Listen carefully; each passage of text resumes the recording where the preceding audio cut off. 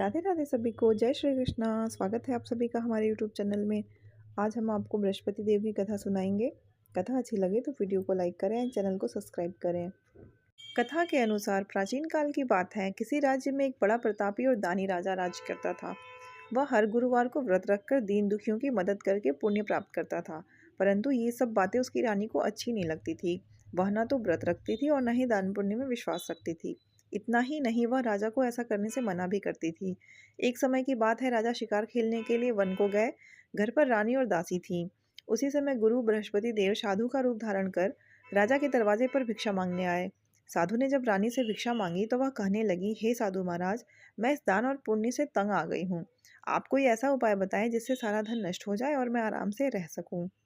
इतना सुनकर बृहस्पति देव ने कहा, हे देवी, तुम बड़ी विचित्र हो। संतान और धन से कोई दुखी नहीं होता।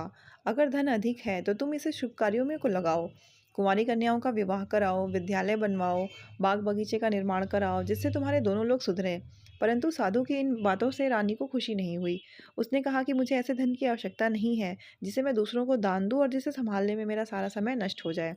तब साधु ने कहा, अगर तुम्हारी ऐसी इच्छा है तो मैं जैसा तुम्हें बताता हूँ तुम वैसा ही करना। गुरुवार के दिन घर को गोबर से लीपना, अपने बालों को पीली मिट्टी से धोना, राजा से हजामत बनाने को कहना, भोजन में मांस मदिरा का प्रयोग करना, कपड़े धोबी के यहाँ धुलने देना। इस प्रकार 7 बृहस्पतिवार करने से तुम्हारा सारा धन नष्ट हो जाएगा। इतना कहकर साधु के रूप में बृहस्पति देव अंतर ध्यान हो गए। साधु के अनुसार बताई गई बातों को पूरा करते हुए रानी को केवल 3 बृहस्पतिवार ही बीते थे कि उसकी समस्त धन संपत्ति नष्ट हो गई। भोजन के लिए राजा का परिवार तरसने लगा। तब एक दिन राजा ने रानी से बोला कि हे रानी, तुम यहीं रहो, मैं दूसरे देश को जाता हूँ, क्योंकि यहाँ पर सभी लोग मुझे जानते हैं, इसलिए मैं यहाँ कोई छोटा कार्य नहीं कर सकता। ऐसा कहकर राजा दूसरे देश चला गया। वहाँ जंगल से लकड़ी काट कर लाता और शहर में बेचता। इस तरह वह अपना जीवन व्यतीत करने लगा। इधर राजा के प्रदेश जाते ही रानी और दासी दुखी रहने लगीं। एक बार जब रानी और दासी को 7 दिन बिना भोजन के रहना पड़ा तो रानी ने अपनी दासी से कहा, हे दासी, पास के ही नगर में मेरी बहन रहती है, तुम उसके पास जाओ, वो हमारी मदद जरूर करेगी। वह बड़ी धनवान है, तू उसके पास जा और कुछ ले आ, ताकि थोड़ा बहुत गुजर बसर हो जाए। दासी रानी की बहन के पास गई। उस दिन गुरुवार था और रानी की बहन उस समय बृहस्पतिवार व्रत की कथा सुन रही थी। दासी ने रानी की बहन को अपनी रानी का संदेश दिया, लेकिन रानी की बड़ी बहन ने कोई उत्तर नहीं दिया। जब दासी को रानी की बहन से कोई उत्तर नहीं मिला तो वह बहुत दुखी हुई और उसे क्रोध भी आया। दासी वापस आकर रानी को सारी बातें बता दी। ये सुनकर रानी ने अपने भाग्य को कोसा। उधर रानी की बहन ने सोचा कि मेरी बहन की दासी आई थी, परंतु मैं उससे नहीं बोली, इससे वह बहुत दुखी हुई होगी। कथा सुनकर और पूजा समाप्त करके वह अपनी बहन के घर गई और कहने लगी, हे बहन, मैं बृहस्पतिवार व्रत का कथा कर रही थी। तुम्हारी दासी मेरे घर आई थी, परंतु जब तक कथा नहीं होती तब तक ना तो उठते हैं और ना ही बोलते हैं, इसलिए मैं नहीं बोली। बताओ दासी क्यों आई थी। रानी बोली, बहन, तुमसे क्या छिपाऊं, हमारे घर में खाने तक को अनाज नहीं है। ऐसा कहते कहते रानी की आंखें भर आईं। उसने दासी समेत पिछले 7 दिनों से भूखे रहने की पूरी बात अपनी बहन को बता दी। रानी की बहन बोली, देखो बहन, भगवान बृहस्पति देव सबकी मनोकामना को पूर्ण करते हैं। देखो, शायद तुम्हारे घर में अनाज रखा हो।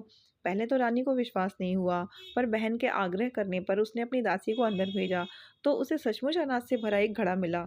ये देखकर दासी को बड़ी हैरानी हुई।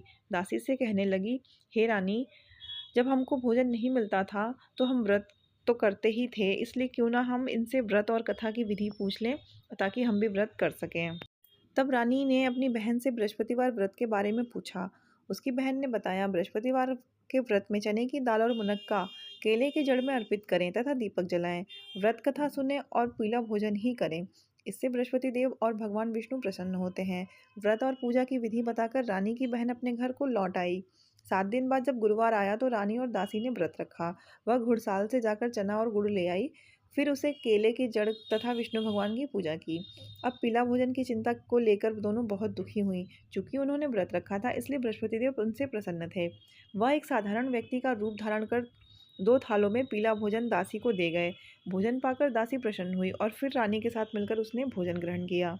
उसके बाद वह सभी गुरुवार को व्रत और पूजा करने लगी।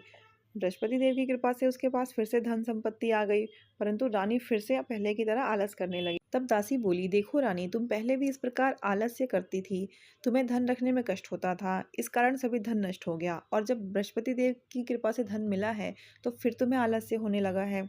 रानी को समझाते हुए दासी कहती है, बड़ी मुसीबतों के बाद हमें ये धन पाया है, इसलिए हमें दान पुण्य करना चाहिए, भूखों को भोजन कराना चाहिए और धन को शुभ कार्यों में खर्च करना चाहिए। इससे तुम्हारे कुल का यश बढ़ेगा, स्वर्ग की प्राप्ति होगी और पितृ प्रसन्न होंगे। दासी की बात मानकर रानी अपना धन शुभ कार्यों में खर्च करने लगी। इससे पूरे नगर में उसका यश बढ़ने लगा। बृहस्पतिवार व्रत कथा के बाद श्रद्धा के साथ आरती की जानी चाहिए। इसके बाद प्रसाद बांटकर उसके खुद ग्रहण करना चाहिए।